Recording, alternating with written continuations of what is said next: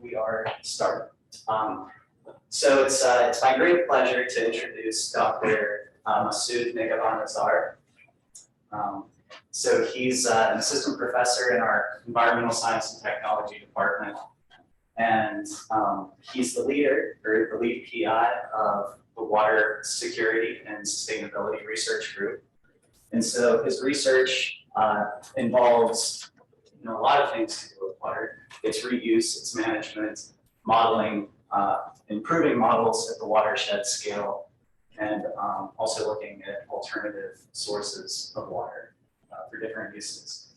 And so he was a postdoctoral fellow at Harvard University, and before that he got his PhD at Colorado State University. So I think it's going to be a really great talk. I myself am a new assistant professor in the department, and I'm just looking forward to hearing what he has to say.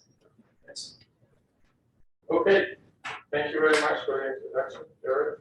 And thank you for coming to this seminar. So today I'm going to talk about planning and managing recycled water use. Look at the lights.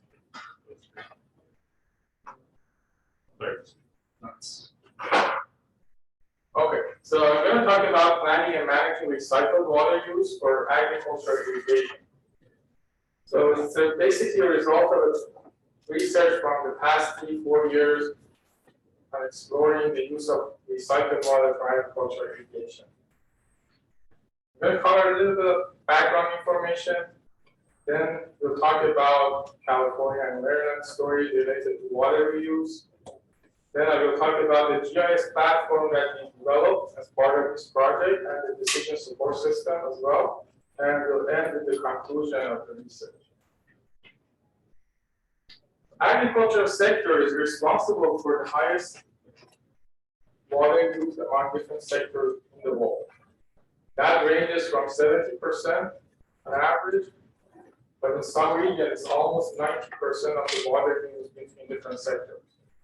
See this map showing the different water uses between different sectors. However, because of the climate change, because of the shift in the agriculture and the population dynamics, population growth, and also competition between different sectors, we are seeing water shortage and high risk of irrigation water shortage, more specifically in different regions of the world, including the southwestern part of the US. And obviously, food grows where water flows. If we have irrigation water shortage, we're going to have problems with our food production. Now let's be more specific about this problem in 2 states of California and Maryland. Let's start with California. So this map is showing the current condition. It's showing the last week, the end of October, first couple of days of November 2021. You see that almost the entire state of California is either under extreme drought condition or exceptional drought condition. And if you look at the map, the drought map from year 2007, so this graph is showing that, you realize that in the past 15 years, almost half of those years, 25 years, half of those 25 years were under extreme or exceptional drought conditions. So that shows the severity of water challenge in California and in Southwest in general. This graph is showing the water use in different sectors in agriculture and urban. So the middle line, so the yellow line, showing the water use in agricultural sector for irrigation. See that there is a slight increase, constant increase in agricultural water use. So the number in 2015 was about 32 million acre feet of water. Please keep that number in mind. We need that data. If we look at the economic productivity of water, specifically in agriculture, we see a constant growth as a result of agricultural activity. So water productivity in agriculture. There are two major reasons behind it. One is actually good in terms of water management, but one is not that great. The first one is because of the improvement in agricultural water efficiency. So using higher technologies, better technologies for agriculture irrigation, modernization. Those are actually good. They resulted in higher productivity. Also, they resulted in less water use in the agricultural sector. But there's another reason behind it, which is the shift from low-value crops to high-value crops. An example is the almond. If you look at the almond acreage in California, in the past 2 decades, you see a huge increase in almond farms in California and Central Valley, California. And those crops, because they are permanent, they're very vulnerable to water shortage. In contrast to annual crops that if you don't have water, you don't plant them in a specific year. But if for almond or grapes, they're much more vulnerable to water shortage. So this is showing a new almond farm. Thousands of acres have been planted with almond in the past 2 decades.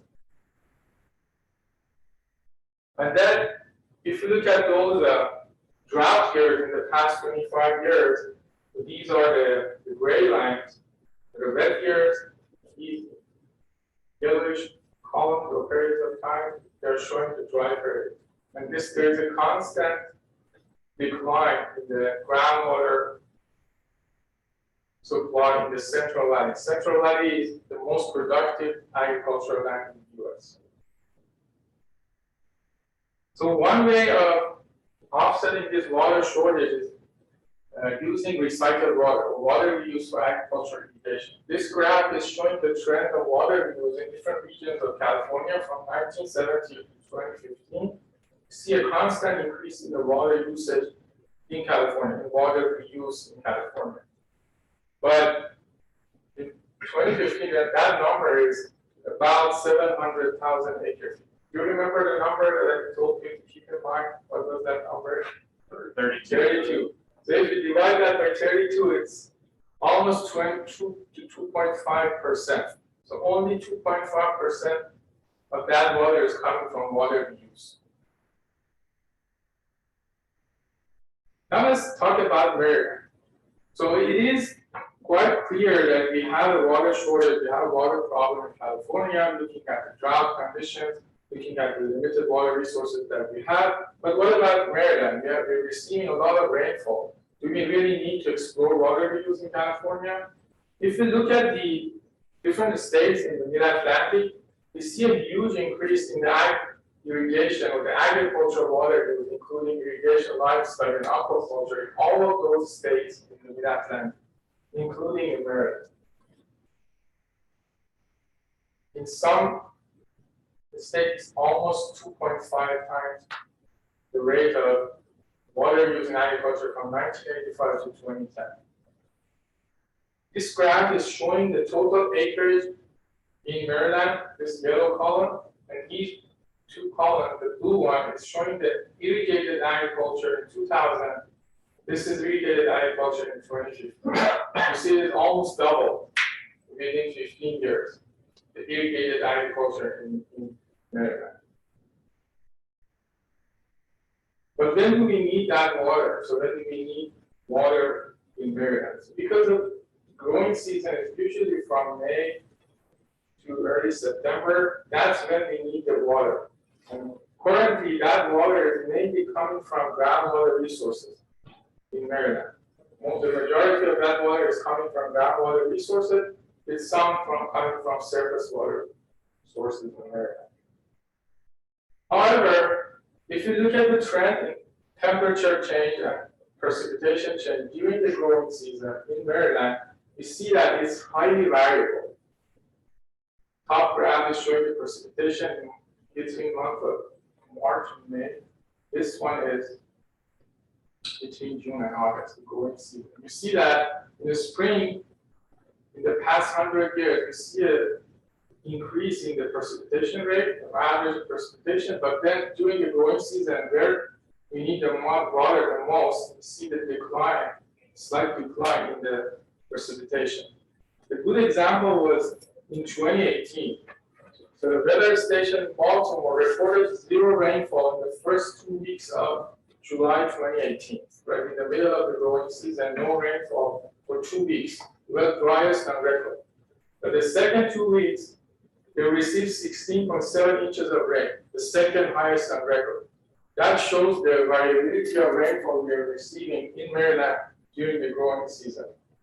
If you don't get the water at the right time, that will impact the crop yield. Also, because most of that water is coming from groundwater aquifers, and because of the growing of irrigated agriculture, and knowing that the main source of urban water supply in the eastern shore is groundwater, we see an impact, a negative impact on our groundwater resources, mainly in the coastal plain of Maryland. These 4 graphs are showing the groundwater decline in 4 counties of Calvert, Mary, Dorchester, and Kent. You see a huge decline in the groundwater level in some areas up to 70 feet between years 1982 to 2020. And there are some other downsides or consequences of that challenge, including the saltwater intrusion or groundwater pollution or many other consequences.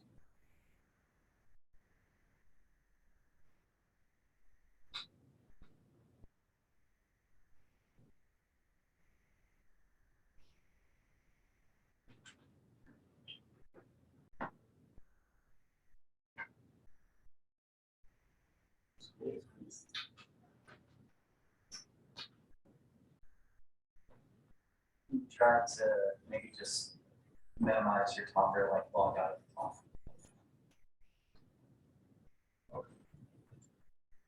phone. So, if you look at the capacity of wastewater treatment plants, the effluent from the wastewater treatment plants in Maryland, compared that with the amount of water that we use for agricultural irrigation in the year 2015, so that effluent is able to provide 30% of the water that is used for irrigation. If we include the maximum effluent or the capacity of the treatment plants, that should completely provide irrigation water for irrigated agricultural activity in Maryland. And we do have a guideline in Maryland. We don't have a regulation, but we do have a guideline in Maryland for non-food crop irrigation or processed crops that can be irrigated with treated wastewater. In addition to water quantity advantages of using recycled water, there could be some other motivation behind it. Reducing the nutrient load to the Chesapeake Bay, because we can, instead of discharging the treated wastewater into the bay, we can use it on farm. It could be a low-cost treatment alternative for wastewater, local water conflicts between producers, groundwater use, and groundwater recharge and alternative water sources. Currently, there is a minimum recycled water use in agriculture in Maryland. There are 35 spray irrigation fields, mainly in the eastern shore, and 2 overland flow systems and 3 drip irrigation practices in Maryland. But if you look at the volume, it's very, very small. So there's a huge potential behind it. Now let's watch a 2-minute video. It's interesting. This is from a farmer in the eastern shore Maryland.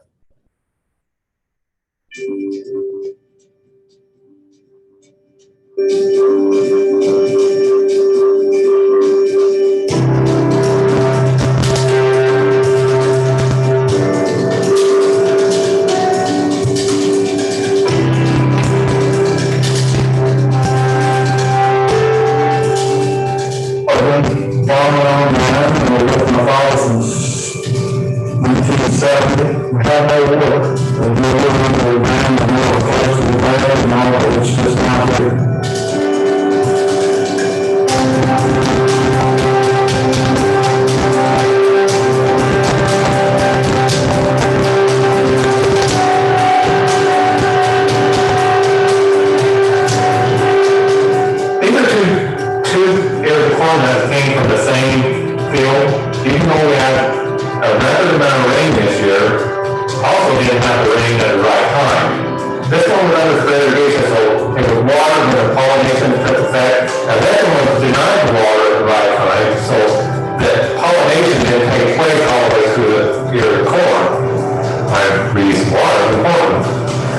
corn, elevated irrigation water on the vineyard, on the land there could be 100 or more.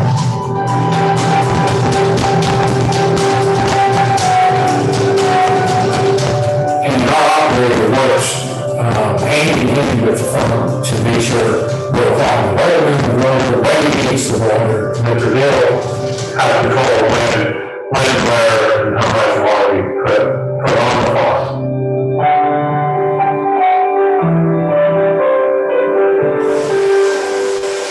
The water here is treated with very high impurity. It has relatively no pollutants in it by the time it leaves the plant. We are regulated by the Maryland Department of the Environment. They issue us a permit to discharge our wastewater. And in that permit, it states very specifically how clean the water needs to be before it's discharged. On the first, took a while, looked at several other plants, and almost convinced that we did a good deal. That's one thing that water was clean. It's just good going forward. Okay, so that was a story of a farmer in Eastern Shore was able, by using the recycled water to irrigate their cornfield, to double the yield on average because of that irrigation, supplemental irrigation that he was receiving. And the Kent County wastewater treatment plant, instead of discharging that water into the bay, or providing that water for free to that farmer. That shows that the potential behind water recycling in agricultural sector in America. And the Department of Environment here, they're pushing too hard the water we use in agriculture. Now let's talk about the research that we have been doing in the past 3-4 years. So we have been working on collecting all the water sources, the alternative water sources, creating a database by identifying those water sources, the crop fields, and different data, putting them into a GIS platform, and then developing a decision support system to provide recommendations and identifying the hotspots that are most suitable for agricultural water use. And to do that, as part of the decision support system, we use the existing data, the collected data, and also with the help of modeling software like SWOT model and multi-criteria decision analysis to develop that decision support system. So the geospatial platform that we developed, it contains data for all of the wastewater treatment plants in terms of water quality and quantity.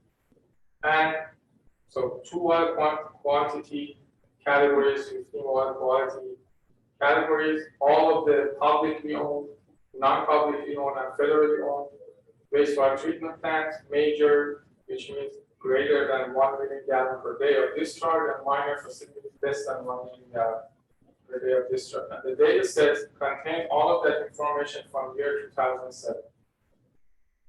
This is a screenshot of that platform. We're showing Maryland. Those circles are showing the location of the publicly owned treatment plants, major publicly owned treatment plants. Those different colors are showing different crops or agricultural fields. The colors are showing different types of crops. See that those colors are showing different types of crops. And then if you zoom in, you can see the agricultural activity in different counties in Maryland as part of this platform. This is showing the water bodies, and this is if you specify an area of interest, and within a proximity, it gives you the data in terms of the total acreage for different types of crops, the capacity and the existence of those alternative water sources, which means the wastewater treatment plants and different types of data. Now let's talk about the decision support system. So we use the multi-criteria decision analysis combined with GIS to identify the hotspots that are most suitable for agricultural water use. I'll start with the results from California. So this map is showing all the agricultural activity in California. You see most of it is happening in the Central Valley, with some in Imperial Valley. So this table is showing the total area of agriculture from 2002 to 2012. You see the decline. which is mainly due to the drought in California. This is showing all of the wastewater treatment plants in California. The size of the circle was showing the amount of discharge from those treatment facilities. So you obtain that from the platform. Then we categorize those wastewater treatment plants in terms of the level of treatment or the treatment process that they have. For example, if it's a preliminary treatment, secondary treatment plus disinfection, or advanced treatment, also based on their capacity and the method of discharge. So that is showing that classification. So the map at the bottom is showing those facilities, the major facilities that have two types of treatment process: advanced disinfection, secondary disinfection, and preliminary treatment. Then we developed a decision tree including 6 major decision criteria. We take into account the land cover, which is basically the type of crops that are growing, the first column for the first decision criteria. We divided that into 6 groups of 3 major groups of non-food crops and 3 major groups of food crops. Then we looked into the climate impact using the Palmer Drought Index. We divided the state of California in terms of vulnerability to droughts into 6 categories. Then we also looked into water policy, which is coming from the groundwater basin prioritization. I'm going to talk about these in more detail in the next slide. Also, the irrigation status, how much water is used in agriculture, both from surface water sources and groundwater sources, and then the recycled water sources or the wastewater treatment plants. The first one is the land use land cover. So we identified all of those areas based on the crop type. So these are the agricultural activities in California based on crop types, and then according to the regulation in California, some crops are allowed to be irrigated with a certain type of water, but some are not permitted. So we categorize those based on the crop type from least priority to most priority. We also looked into the drought condition and the Palmer Drought Index. And this is showing the classification of different regions in California in terms of drought intensity, from least priority to most priority. You can see Southern California is more vulnerable to drought. We also looked into the water consumption both from surface water sources and groundwater sources in the agricultural sector. As you can expect, because most of the irrigation and agricultural activities happening in Central Valley, most of the water is also happening in Central Valley, with some in the Imperial Valley. And then when we combine these two, these are the counties that are using most of the water for agricultural irrigation.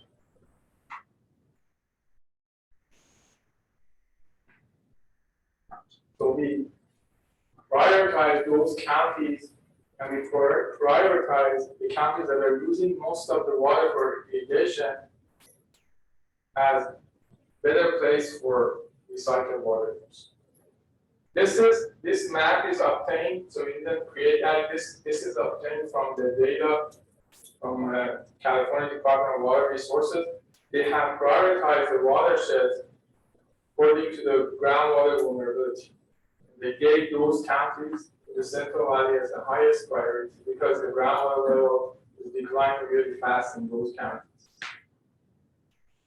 Then after the classification of those maps, we combine them together to identify the hotspots that are most suitable for agricultural water use.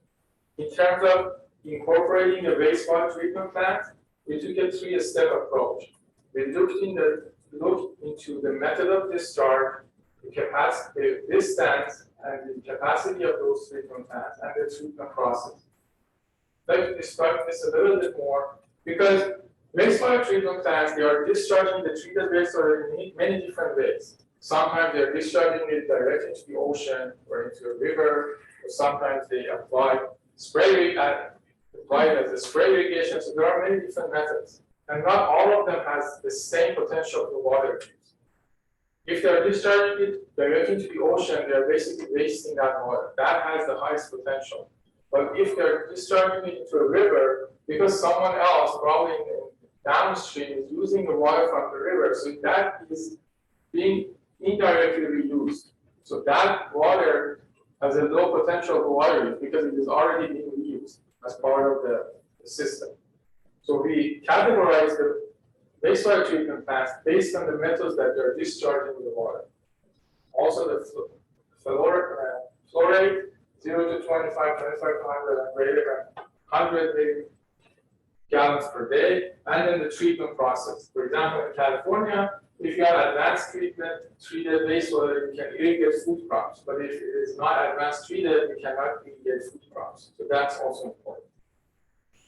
Then combining all of those, this is an example of the result that you can get from this decision support system. This is an example. It's the county in Fresno County in Central Valley, California. If you zoom in, these are the colors. These are the agricultural activities around this area of interest. And if we could take into account all of those parameters and the crop type, you see that grapes and almonds has the highest potential for water use in this area. This graph is showing the areas that are growing grapes, and this is areas that they're growing almonds. We use that water for irrigation. This is what we can get from the projected flow of 118 million gallons per day from that wastewater treatment plant. This is an example from decision support system that we developed for California. Now let's also talk about the Maryland. So in Maryland, we took the same approach, but with a little bit of modification. So this map is showing all of the wastewater treatment plants. In Maryland, those circles are showing the size of the effluent or the discharge rate. These are, the colors are showing different types or different methods of discharge.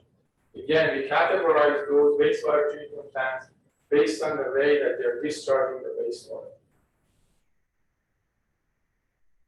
But also something that is new for Maryland, which we didn't do for California because we had the data from the Department of Water Resources, is the Groundwater Vulnerability Map. We didn't have such a map for Maryland. So, but we also know that we have a huge groundwater decline, specifically in the eastern shore. So we took the data from the Maryland Department of Environment in terms of the number of wells that are used for irrigation, and then we developed a decision support system only for groundwater vulnerability in Maryland. So this is showing the number of wells.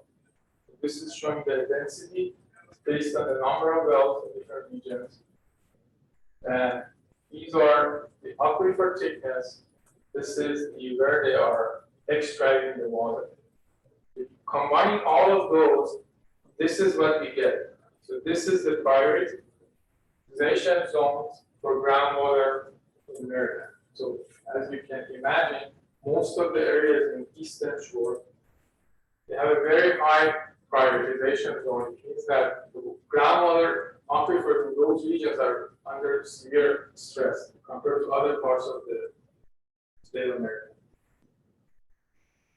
Then the rest of the approach will be quite similar to California. Knowing that groundwater vulnerability map, then we develop a decision support system, including that groundwater prioritization map that we generated, combining that with land cover or crop type, recycled water sources, and climate condition.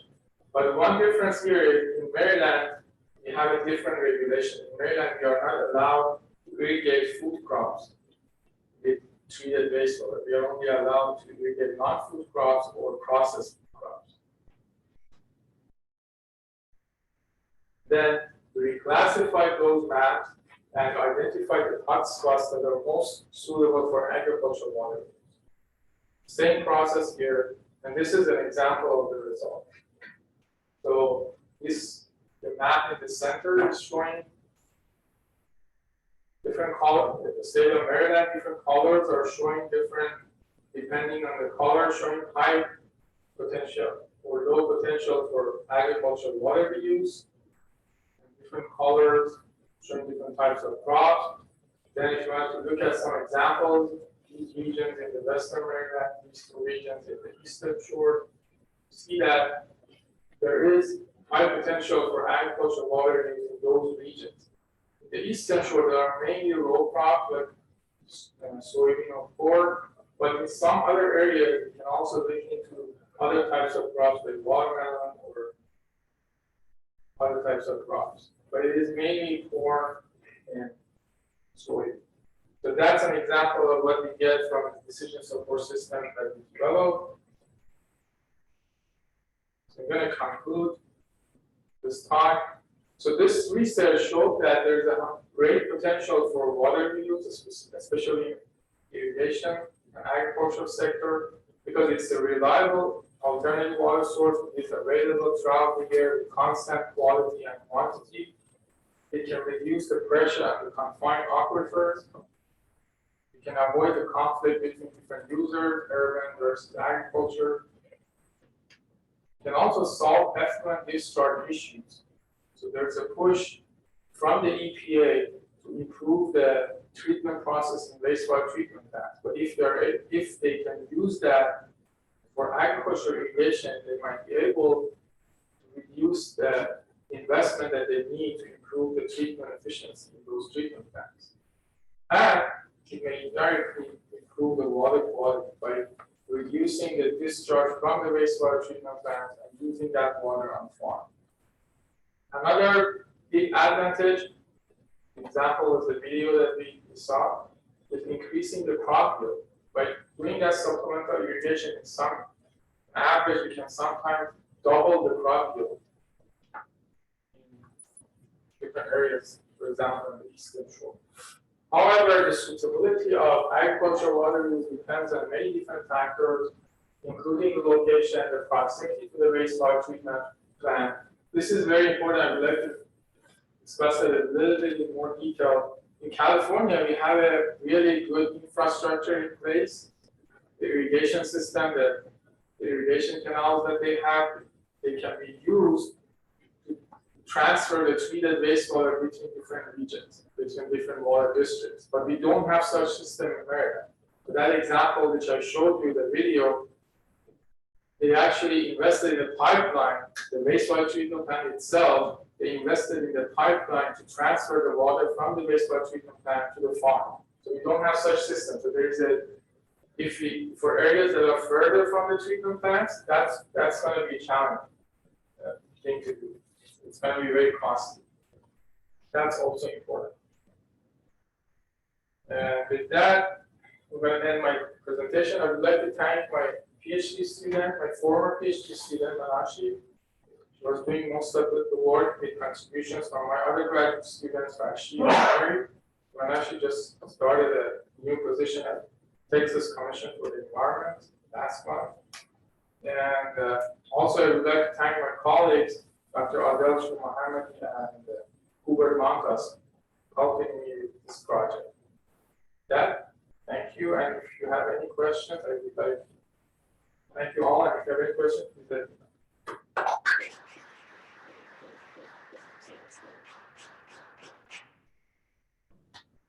All right, so we have plenty of time for questions from the student. Masoud, I was wondering if you could talk more about some of the economic challenges and how you might integrate economic analyses in your models, because you're kind of considering ecological suitability and technical challenges, and how do you get water to a certain place, and some of those technical aspects may relate to economic challenges, but what would be the next step there regarding economics? Yeah, that's a great question. So yeah, we only consider those environmental and like resource based considerations, but economics is also very important. One example is the cost of water transfer. It's very important. Further from the wastewater treatment plant, more costly to transfer the water. Also, there are some other considerations in terms of level of treatment or the technologies that are being used at farm. We would like to include that as part of the decision support system in future. We're actually developing some of the research proposals on this research. But yeah, it's a very important decision criteria, economics. In addition to social, socioeconomics, so including social factors is also going to be very important. How farmers, whether farmers are receptive of agricultural water use, are they accepting this? That's also another good question that we would like to Just a follow-up question. So wastewater treatment plants, they require a permit to discharge. Yeah. And that costs money, right? And, but farmers, the permits that they need to, tap groundwater, there's no charge on that in Maryland. Yes. But in California, there is. Yeah, that's a very good point. So if you don't know, in Maryland, so getting the groundwater permit is absolutely free. And as a matter of fact, if you are pumping less than 10,000 gallons per day, you don't even need to have a permit. You just need to let them know that you're doing it. Yeah. That's crazy, but that's what we have in Maryland. Less than 10,000 gallons per day, no permit. Greater than 10,000, just get a permit free of charge. They don't monitor how much water you pump. But they're thinking about upgrading this policy because of those big lines in there. So we have a question from Mitch, actually, yeah. To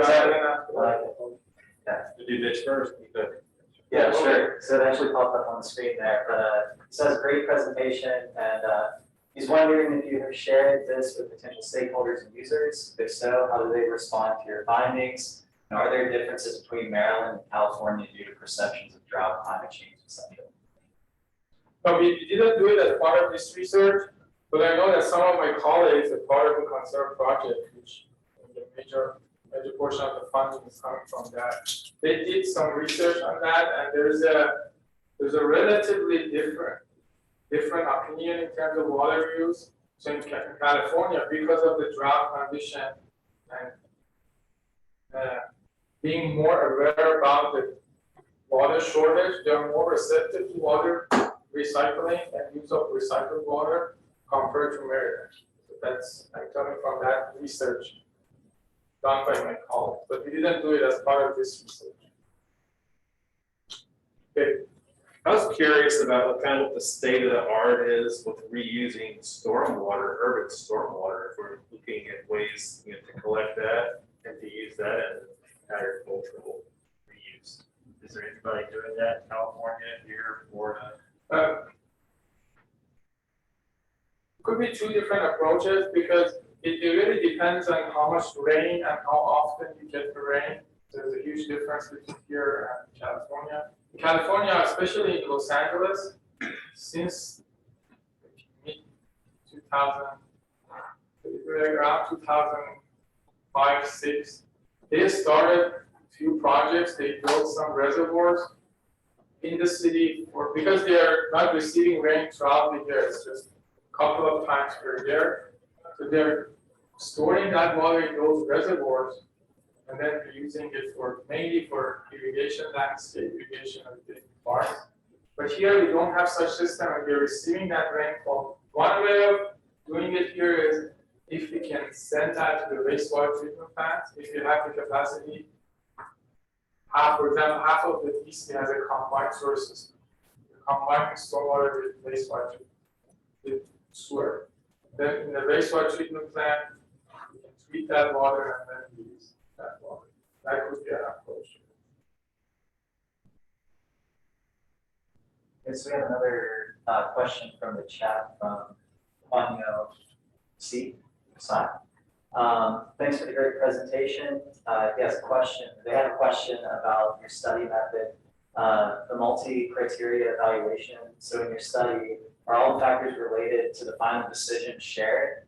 Or do they have the same importance, or did you assign the weights of relative importance to each factor? If so, how do you determine their relative importance? Thanks. Yes, we did assign different weights, different importance factors, and I didn't talk about that. Go back and talk about short and long. So these are the rates for different categories under each decision criteria. We also assign different importance to each of those decision criteria as well. And we did that based on literature, also based on collecting opinions of experts in different regions. We're combining that, we assign different rates, importance, each of those decision criteria.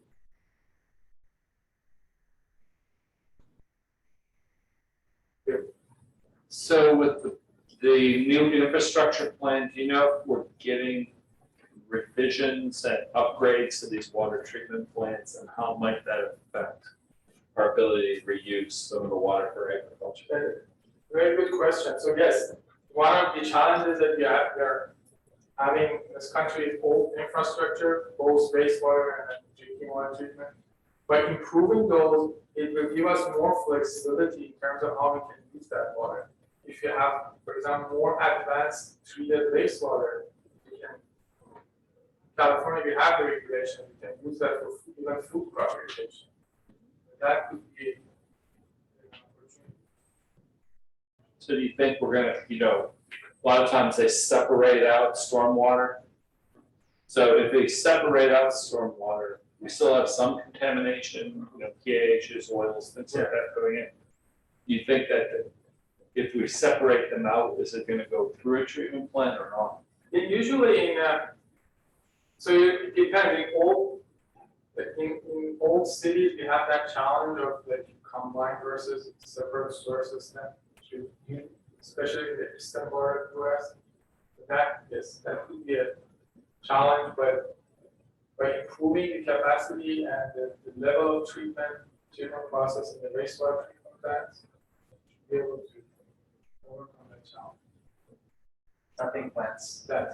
So are there other countries, for some reason Israel comes to mind, that might be doing this already very effectively, that Yes. they could use as a model? Yes, there are some countries, you mentioned Israel, that they are close to 75% of the waste or the treated wastewater is actually being reused mainly for irrigation. They are very advanced in this. There are some other countries as well, like Australia, very good, Spain. Not as much as what they do in Israel, but they are some of the pioneers in this field. So their solutions, distribution's the problem. You like to bring it all to a common dense location, now we're sending it back out. Is it mostly canals and? Yeah, for it is everything? canals, and also we definitely need to have a storage infrastructure because we are not using the water constantly throughout the year. We're only using it during the growing season. So we should be able to have some sort of storage, a reservoir or something like that, to store the water for the time that we are not using that water. That's also very important cost.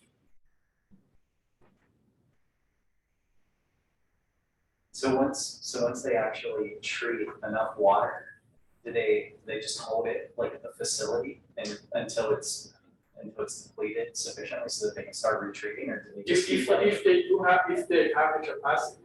Yeah. If not, for this, the example that I showed you, they don't have that capacity. They're only giving that water during the growing season to the farmer. For the rest of the year, they're still discharging it into the bay. Yeah. Because they don't have that capacity. How far is that farm from the? Pretty close, maybe just, I can't remember the exact number, but pretty close, maybe like 1 or 2 miles maximum. Closer than the stream they were going to anyway? It's pretty close, I think around 1 mile maximum. But from what I understand, the wastewater treatment plant paid for the transportable water, and that offset the discharge costs. So Yes. that was an economic example. Yes, it offsets the discharge cost and also the improvements for the treatment process. I'm just picturing pumping water over the mountains in California.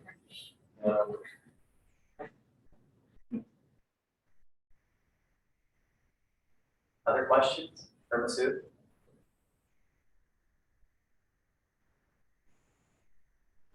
Well, if there's no other questions, I think we'll conclude our seminar for today.